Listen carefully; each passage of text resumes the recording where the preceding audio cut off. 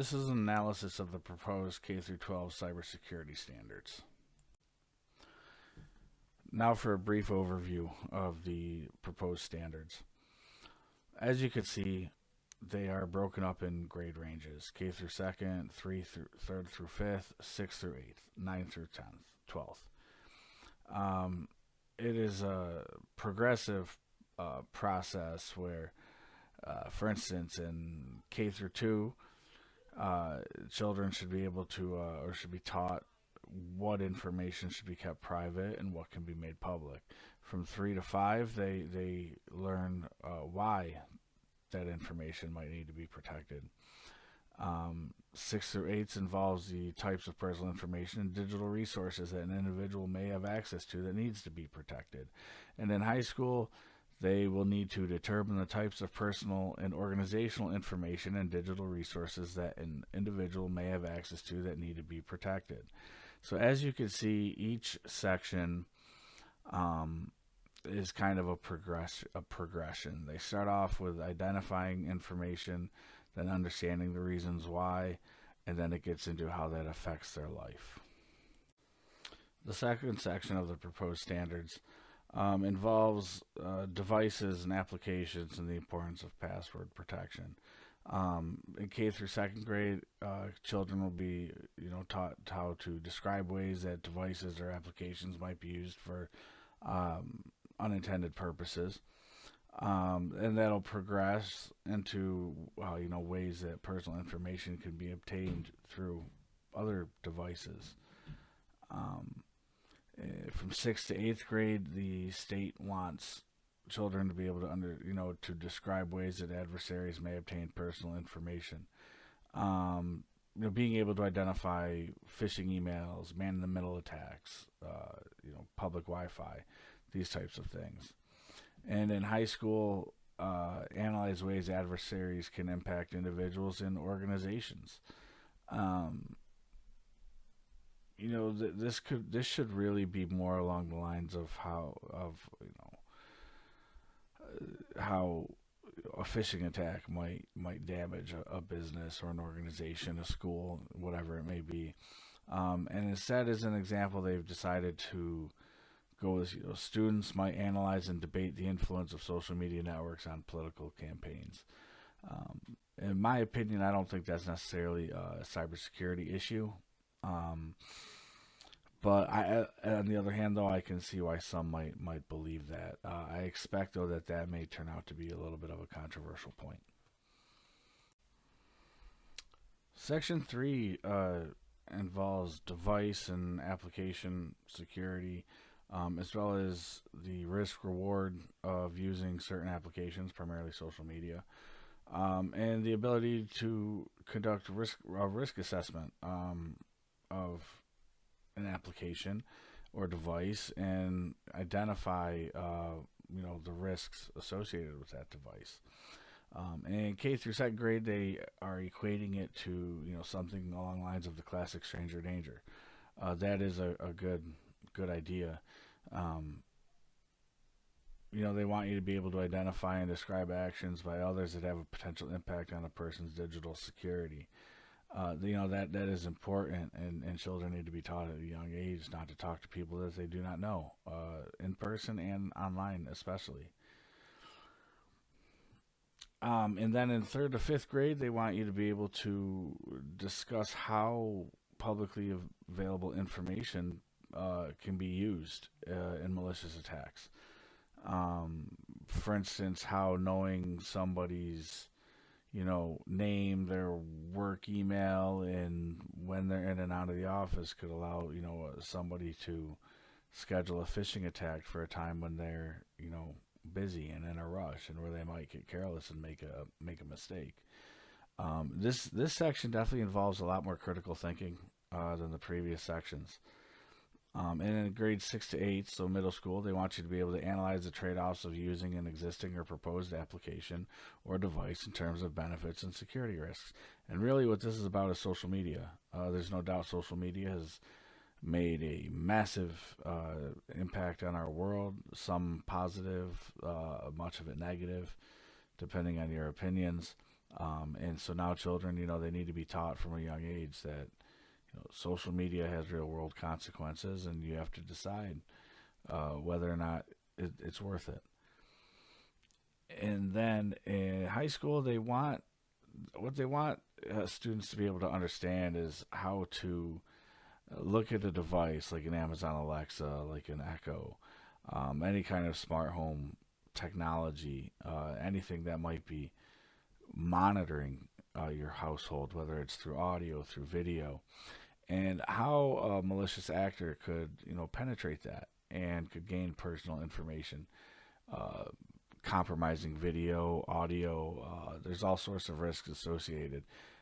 To also depending on the level of how smart and finger quotes that home is, how much they could just shut down.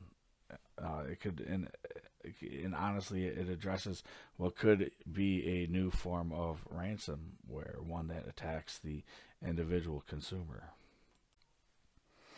The fourth section is all about information security, how we keep things secure, why it's important to protect personal information, whether it's physical, digital, behavioral, the ways we can protect ourselves from digital attacks, cyber attacks. In kindergarten through second grade, they just want children to be able to explain some ways that information can be kept secure. This can be done by having them sign in and out of accounts for their schoolwork, device, logins, things of that nature. In third to fifth grade, they want them to be able to describe common safeguards for protecting information. Um, you know, Common things you would do, like memorizing passwords, having passwords. You can have biometric security now is very very common. Pins, facial recognition. There are all sorts of different ways that we can protect personal information. And in middle school, they want kids to be able to describe physical, digital, and behavioral safeguards that can be employed in different situations.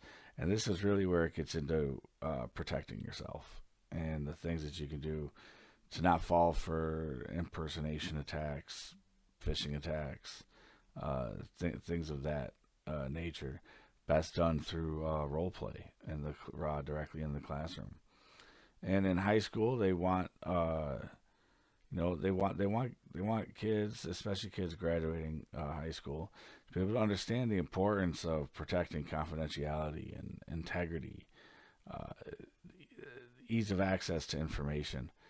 Um, and they even propose having students do penetration testing on classmates, computers and give feedback, and that may be a bit advanced for high school. With the exception of maybe kids that have a direct interest in that. But it is something to think about. Section 5 is all about understanding the trade-offs between keeping information public or private, and the recommendations that go, from a security standpoint. Do take your phone for instance? Do you want to have a pin, uh, fingerprint, and facial recognition? Is there a trade-off there? Does that make it too hard to get into your phone? That's just a very basic example, but that's where they're going with this one. And they're keeping it very, very simple to begin with. It gets much more complex as they go on. Um, to the point where in high school they want kids analyzing high-profile security breaches. That is a good idea and something that definitely should be looked at. Although I do feel that maybe the best way to get to kids at this particular age is to show how things would directly affect them. It kind of gets over the whole, it will never happen to me mentality. Section 6 is all about network security and how a user's behavior can affect their security. Network security is extremely important, and they want kids to be able to understand, it's from a young age, for instance, how important it is to log on and log off of applications when you're done using them. so that you don't want to leave yourself logged in, because somebody else could possibly access your account in that way. And then it progresses all the way up to how VPNs, how to configure home routers, and overall, I think this is a good section. I don't think it's too advanced for the older students, and this one looks like maybe it should have even more emphasis. Section 7 is about ways to transmit information, encryption, cryptography, things like that. In a lot of ways, I think this section may be shooting a little bit high in their expectations. Although there is a lot of value here, some of it is, stuff that I think you already learn in school in history classes. For instance, when you study the Navajo code talkers in World War II, or how the Japanese codes were compromised, how the German codes were compromised. So that is something that is already looked at in a much smaller way. I feel like cryptography is a little advanced, and this could be an area where kids struggle with, especially if they don't have a direct interest in this subject. So this, while it is a good section, it is important. It may be aiming a little bit too high.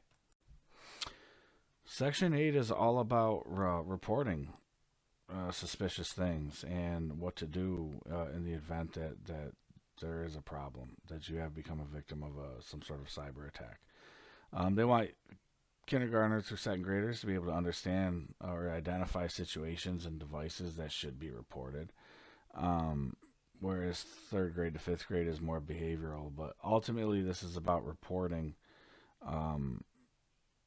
suspicious things, malicious things, to the right adults. And I think that this needs to be stressed more. It's a very, very important part of this. That I was expecting to eventually to get to this, and I'm glad to see that it is in there, because this is extremely important, especially for younger children. They need to report things that are happening. The strengths of this proposed standards is that for the most part it is very age appropriate. They understand that that things need to be a progression. It needs, as children get older, they can get more in depth. They're not, I don't believe, overwhelming younger students. It's nothing that they cannot handle. The fact that it has strong emphasis on privacy is a very good thing, and very important, especially with social media today. The importance of data protection was another strength, as well as identifying suspicious activity. And most importantly, reporting. That is, I think, for children especially, is absolutely critical and needs to be a priority. Some of the weaknesses of this proposed draft is that it's a little vague. It can be open to pretty wide interpretation. It doesn't really address things like email or social media that heavily, and there's very little hardware interaction. So I think those are things that could absolutely be improved.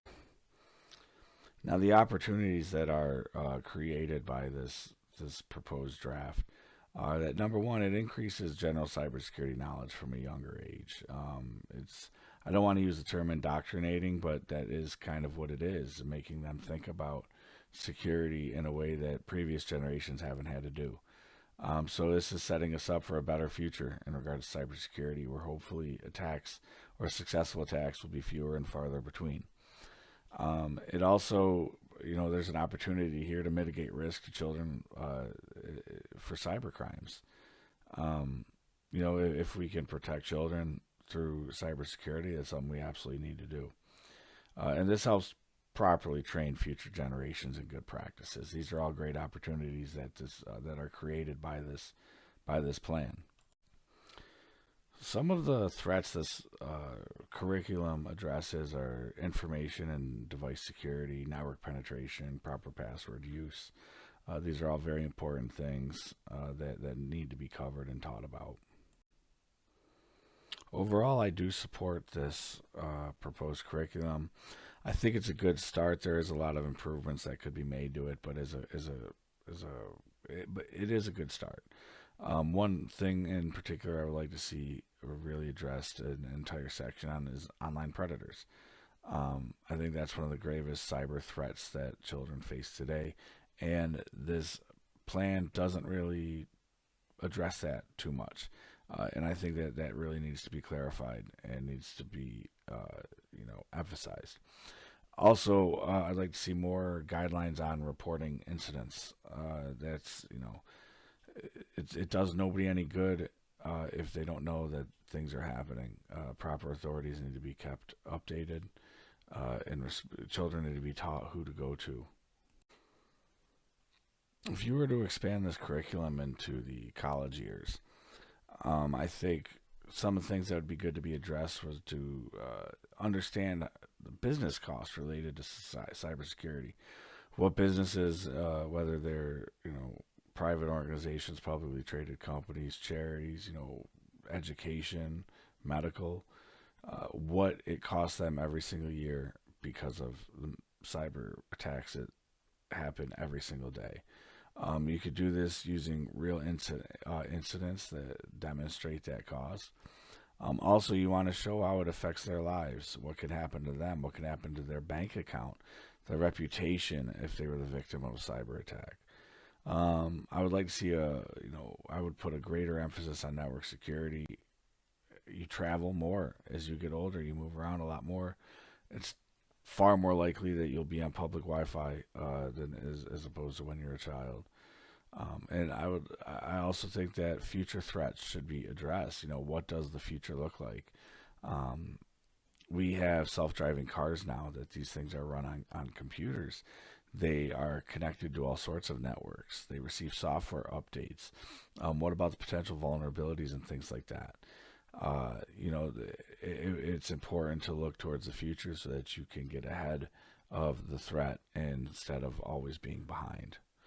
And that concludes this video. Thank you.